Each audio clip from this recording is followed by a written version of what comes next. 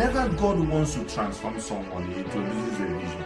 The goal of Moses' spiritual leadership is nation building. Whenever we talk about poverty, especially in Africa, all over the world, staying consistent.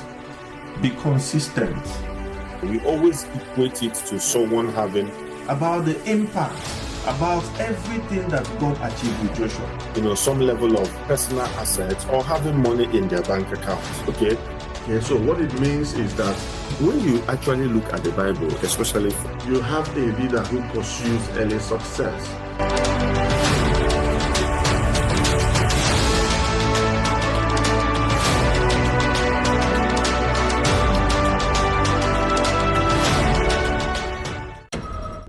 Thank you everyone for tuning in. My name is Nonso and I welcome you to this conversation.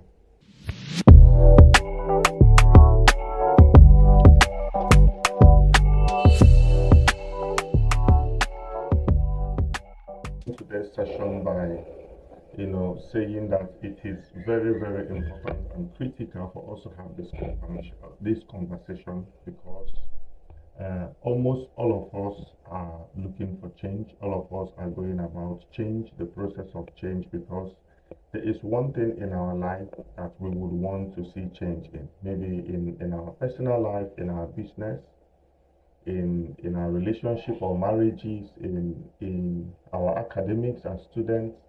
Many of us have different areas of our life where we desire change. And the important aspect of this conversation is to help you understand how change comes. Okay? Change does not come from your outside environment. Change is something that happens within you. And then what happens outside you is simply a manifestation of whatever state, whatever condition that you are finding yourself within. Okay? So success flows from inside out. It doesn't flow from outside in. Who you are within determines who you are without. Okay, so last week we started this conversation. If you were not here last week, I will encourage you to pick up what we shared last week, listen to it so that you can be able to follow through. I shared a lot in terms of the mind, how changing your mind, reshaping your mind is going to help you make that transition from where you are to where you want to be. Today, I want to be focusing on the power of choice, okay? The power of taking responsibility. And I'm taking the cue from what I introduced last week. Last week, I said that there's a difference between liberation and freedom. While liberation can change you physically, can reposition you physically, it takes freedom for you to experience your destiny. It takes freedom for you to experience whatever you desire in God. And most times we fall short of destiny, we fall short of freedom's promise because we fail to understand the power of choice, the power of decision. Okay? Now, if I say, would you like to make a choice? Everybody wants to make a choice. Nobody on earth you will offer the right to make a choice. In fact, it is recognized that one key aspect of human right is the ability to make a choice, to make a decision of who you are, what you want to be identified as, where you want to live, where you want to go. We have the power of choice enshrined as a right. I remember when Africa was fighting for their independence, there were a lot of conversations whether Africa can manage their resources and become, great nation and contribute their quota globally. And one known African leader said that it is Africa's right to manage or mismanage their resources. Meaning that whether we manage it well or we mismanage it, it is within our rights to do that. So nobody should deny us, our liberation. Nobody should deny us our independence. So, but why everyone desires the power and the ability to make choice? Most of us are not truly embracing the power to make choice. In fact, we run from it. Okay? It might sound strange to some of us, but I'm going to take time to break it down. Okay? One key aspect that restricts human destiny, that restricts human life, is their inability to take responsibility, their inability to take charge.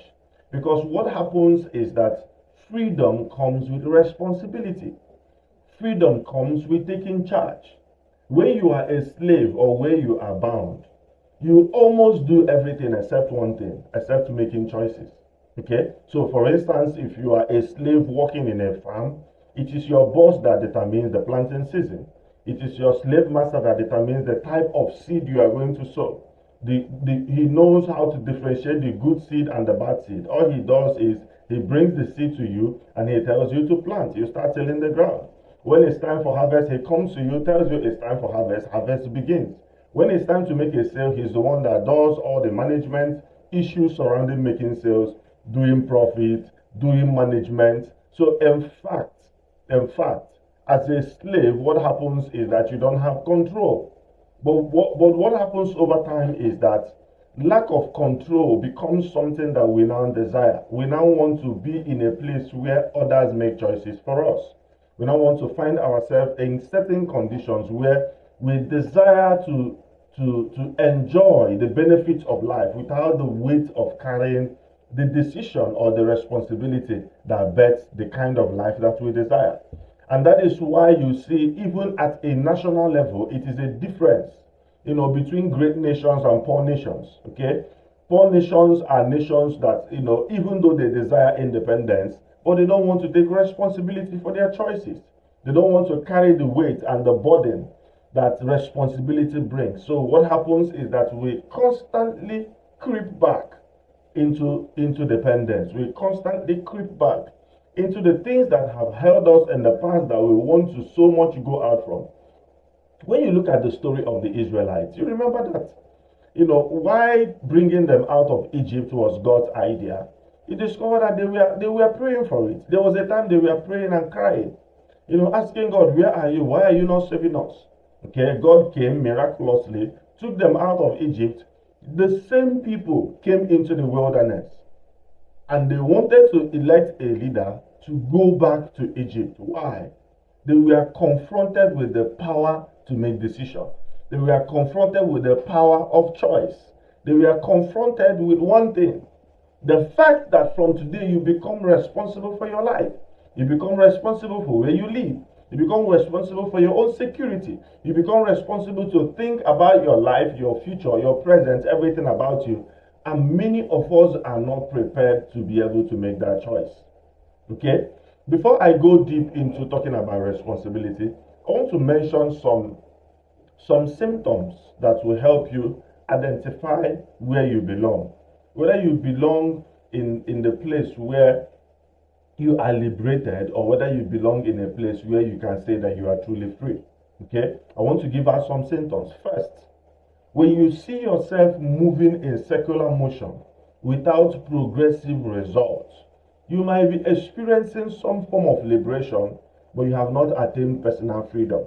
Okay? You find yourself oscillating. There is some form of movement, but it's a circular movement.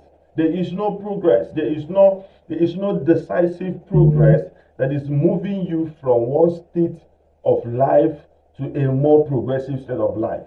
Okay? It's only circular motion. When you find yourself struggling with indecision, okay, you want to move forward, you want to move back. You want to move back, you want to move forward. You want to go right, you want to go left. Indecision is a sign of a liberated person who have not experienced freedom.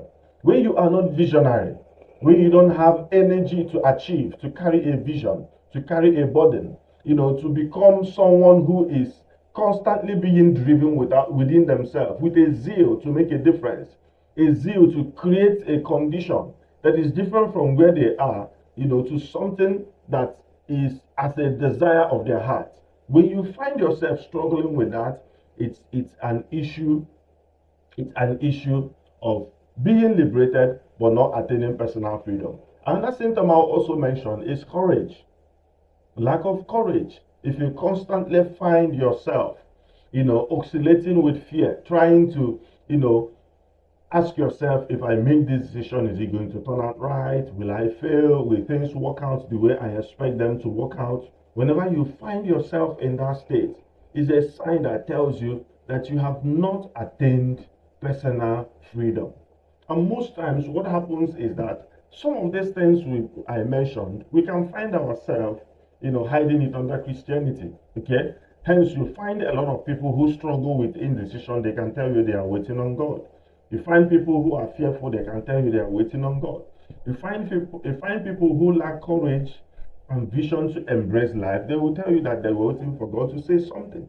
But at the same time, you understand that everything the Bible shows us is that God wants to make gods out of us. He wants to make sons out of us. It means that He wants us to take responsibility. He wants to bring us to the place of vision. When you go to the Garden of Eden, you will see God will bring animals to Adam. He will want them to name them. He wanted him to take initiative. He wanted him to dream. He wanted him to vision. Okay. What can you make out of this? What can you build out of life? What can you see out of life? So you see that the life that was created in the time of Adam is so much different from what you experience today as a result of men exploring the giftings, the initiatives that is embedded within them. When you are not someone who is championing your own personal initiatives, your own, not necessarily trying to start something new or start something different, but wherever you find yourself in life, there must be that visionary mindset. There must be that energy within you to be able to make a difference, to have a vision, to do things differently. That is one of the things, the key important things that show that a person has attained personal freedom. And like I said, when you look at it at an individual level, you also see that at a national level. You see nations that are not just, talking about independence, but having experienced freedom. You see the way they plan about their country is different. The vision for their land, the vision for their future is different. The conversation is different because they know that as free men, they must take responsibility. And the reason why many of us avoid responsibility is that it comes with weight. Just the way it sounds as responsibility, it comes with weight. It means that you now begin to have to think about yourself. The Bible said that as soon as the people of Israelites entered the promised land, the manna stopped flowing. Why? They were expected to start tilling the ground. They were expected to start planting crops. They were expected to start making decisions, key decisions on every area of their life. They have to plan for their security. They have to plan for their light. They have to plan for their irrigation. Whatever it is, whatever required, to build a nation, they have to sit down under God and begin to figure it out and begin to take action and begin to take decisive action, to bring themselves into the destiny that they are supposed to be. Okay? So why God can empower your mind, why the Holy Spirit can speak into your heart to empower your mind. A person who is free understands that they need to empower their will. They need to take action based on their will. They need to be able to infuse energy into whatever they believe God is saying to them, whatever they believe the dream of their heart is. They need to be able to infuse energy into it, take action, and then begin to move forward. Okay? So freedom comes with a price. Freedom comes with a price. And that is why the moment you begin to take responsibility from your life, it is discomforting. Okay? Everybody likes to spend. Everybody likes to, buy things that they like. Few people like discipline. Why? Because it is seen as a form of responsibility, as a form of restriction for you to plan and prepare for the future rather than taking advantage of it now. Okay? So freedom comes with responsibility. It comes with you being able to manage yourself. When you are a slave, what happens is that somebody is managing your life. Somebody is making decisions for you. Okay? But the moment you are liberated and you become free, you need to start being independent in your mind, being independent in your actions, and you need to start managing your life. You need to start managing your environment. You need to start managing your own success. Okay? And that is why most of us not ready to embrace that responsibility of freedom, not able to, embrace the weight of choice.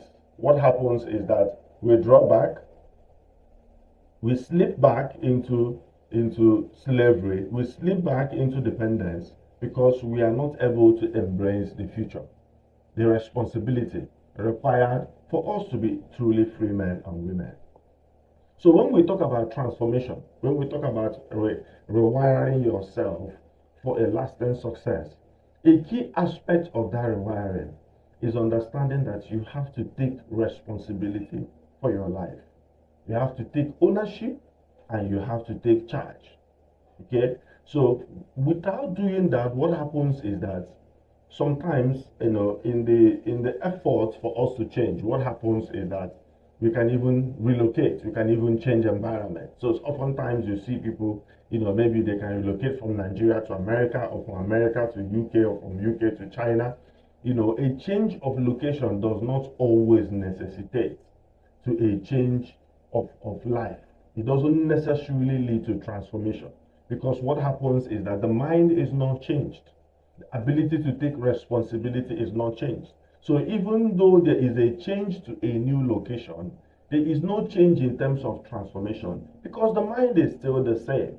The attitude is still the same. Your inability to take responsibility for your life, make the right choices to make progress, if it is still lacking, no matter what happens in terms of your physical circumstances, you will constantly find yourself being stuck.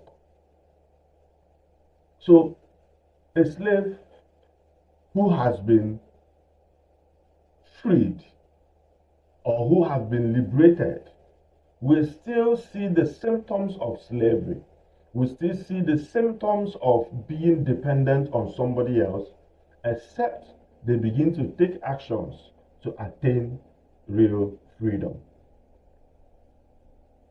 So what are the things that responsibility demands? There are three things I will mention to you that responsibility demands. Okay? The first one is you must be able to prioritize your life. In managing yourself effectively, to be able to manage or attain self-leadership and self-management, you must be able to prioritize your life. You must be able to prioritize your life. In prioritizing your life, you need to be able to identify your vision. You need to be able to identify your legacy. You need to be able to identify your goals. You need to be able to ask yourself, what exactly am I living for? What exactly is my pursuit? What am I aiming? What is my goal? What am I trying to achieve? People who are free understand what their priorities are. They understand what their goals are. They understand what their visions are. They don't oscillate in between choices. They are not inconsistent. They know what they are building. They don't just want to socialize. They know they are builders. They don't just want to make friends. They don't just want to show up. They don't just want to do things like every other person. They are focused. They know what their priorities are. When God was talking to the people of Israelites, he said, today I give you power to make choices. Okay? And he said, choose life or choose death, choose light, choose darkness. You have the power of choice. Whatever you choose, that is what you are going to make your life out of it. But you see, most times, why decisions are difficult is that first, we are not able to prioritize. And without prioritizing, you don't know what choice to make. Okay, so if you don't prioritize what you are supposed to save on, if you don't prioritize where you are supposed to go, where you are supposed to live, how to conduct your life, then everything that comes around you looks like is the result you are looking for. And that is why we struggle with making decisions. You must be able to prioritize your life. You must be able to ask yourself, what are the things in my life that are important to me? What my vision? What am I building? Where am I going? Where is my life headed to? Okay, so for the children of Israelites, when they left Egypt, the goal was to get into the promised land, to possess God's dream, to possess God's destiny for their life. And it looked like only two individuals, Caleb and Joshua, were focused on that dream. Every other person were oscillating. Indecision, inconsistency. They want to go forward, they also want to go back. And that was how they were stuck in the wilderness for 40 years. Many of us will say, okay, they were stuck because God was teaching them. Yes, but the lesson was not meant to be 40 years. The lesson was meant to be 40 days. It took them 40 years because They were stuck in the old mindset. They were not able to prioritize. Do you want the promised land or do you want Egypt? And as long as they were not able to take hold of the power of choice, they constantly found themselves in a place where they never attained their destiny. The second thing I want to mention is that you must be able to organize.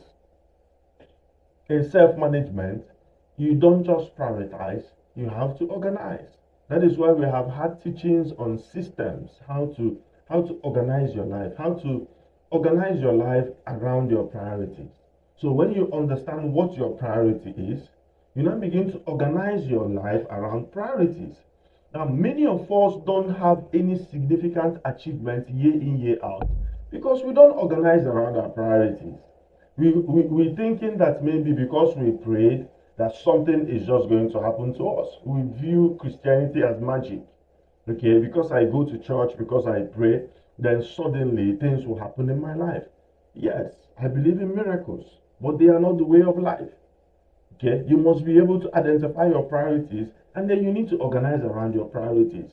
Organize your self-development around your priorities. Organize your finances around your priorities. Organize your relationships around your priorities. If you don't organize your life, you are going to constantly find yourself slipping back to bondage. So what happens is that you become attracted to people who are organized. What is it that Egypt had that made them to be able to keep the children of Israelites in bondage for up to 400 years? Egypt was organized. They had their own system. When the Israelites came to the wilderness, God was handing Moses over systems. He was giving him laws. Moses wrote laws on agriculture. He wrote laws on marriage. He wrote laws about management of a society, the environment. How do you handle issue of a murder? He went into justices. Issues that will help them govern a nation. But it was being too sophisticated. A slave mindset, a liberated mind that is still under the yoke of slavery, finds it too complex to organize. We find too much complexity in organizing. So what happens is that when given an opportunity or when handed over the responsibility to organize, it becomes so much overwhelming. We want somebody else to help us organize. And the moment you relinquish that ability to organize to somebody else to organize it for you, you are bringing yourself under that person and you are bringing yourself back to bondage. And that is why, if you truly want freedom, you must be able to prioritize. If you truly want freedom, you must be able to organize. Your inability to do that, you will always find somebody else handling and managing your life for you. Okay? The last thing I want to mention is that you must now live a life of discipline. Okay? Why is it important? Because it takes discipline to focus on your priorities, to continue to organize until you find the results. It takes discipline to identify your priorities, continuing on that priority, continuing on what you have organized around those priorities until you find results. Free men are the ones that have attained that level of discipline. If you find yourself constantly struggling with discipline around your priorities, constantly struggling with discipline around your organization, it's simply telling you that you are still stuck with the old mindset and your mind needs to be renewed so that you can start embracing your success, so that you can start embracing your destiny. Okay? A release from oppression does not guarantee freedom. I want to say that again. A release from oppression does not guarantee freedom. What guarantees freedom is that you are able to take responsibility for your life, take responsibility for your choices, and then you begin to embrace your destiny. You are not waiting for someone to make those choices for you. You are making that choices for yourself because you know that it is only you that can change you. It is only you that can build the kind of life that you want. When we look up to God, asking God to make a change. Something happened to me one day in the place of prayer. I can never forget it, so many years ago. I was crying to God, asking Him for help, telling Him to come and assist me and, get me to get, going and get things done. And I felt the Holy Spirit telling me that, you see, there is a place that I am and there is the place that you are. Where you are, things don't work. My job is to bring you up to where I am, where things work, so that you can begin to see like me, think like me, act like me, and then get things working. But the problem is that you are trying to bring me down to where you are. If I come down to where you are still going to do things the way you do it, and nothing changes, and you won't see any results.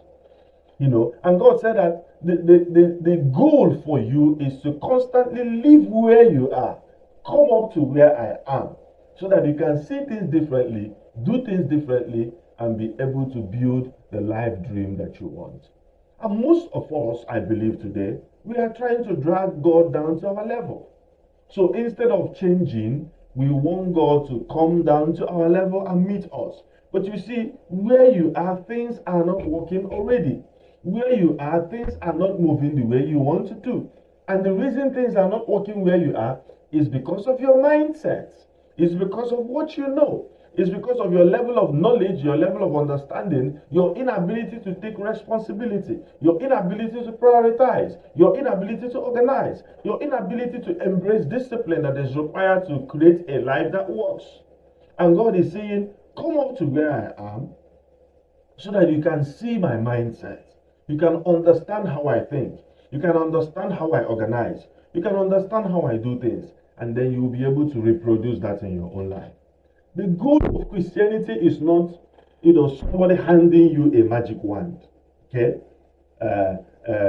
Handing you a magic formula that whenever you say it, something happens, or whenever you embrace it, something magical happens in your life.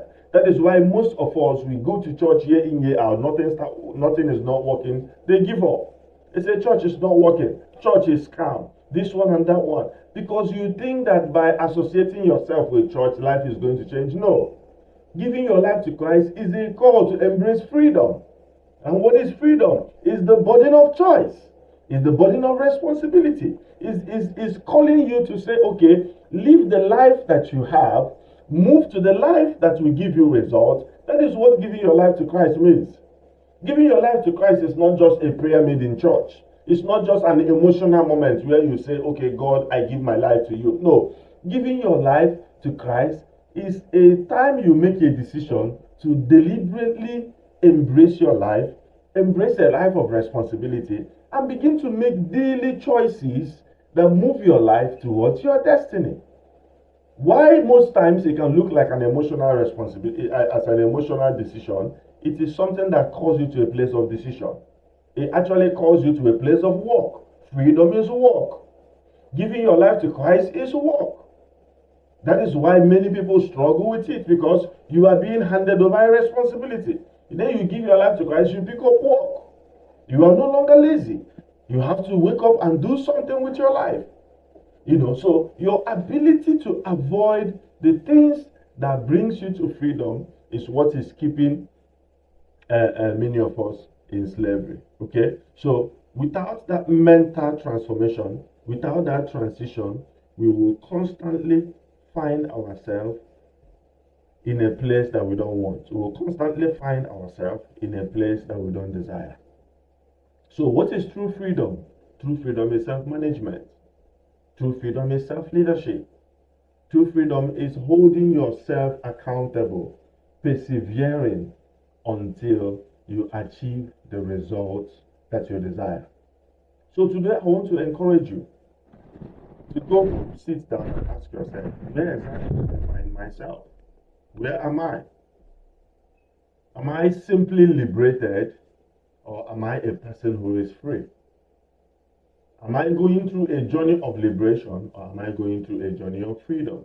Am I thinking different? Am I, facing my life headlong? Do I have zeal to make a difference? Do I have zeal to bring myself out of where I am to where I need to be? That is what real freedom real transformation comes. Okay? So this is how I end it. This is how I bring this particular teaching today to the closure. And what I want to ask you is, are you going to live up to freedom's promise? Are you going to live up to the destiny of becoming someone who is free? Or are you going to embrace the life of dependence, the life of where you are just satisfied with liberation, satisfied with where you are and what you have? Or are you going to move towards freedom, to embrace the power of choice, to be able to make decisions for yourself, to be able to make decisions for your life, to be able to make decisions for your destiny, to bring yourself to a place where you are progressively moving forward and not just oscillating around circular motion. I want to encourage you to like, share, and also join us next week. And there's a link in the description. Please click it to join our community where you can find like-minded men and women who are on the path of freedom, who are on the path of embracing the choice to make a difference, not just in their life, but in the life of others.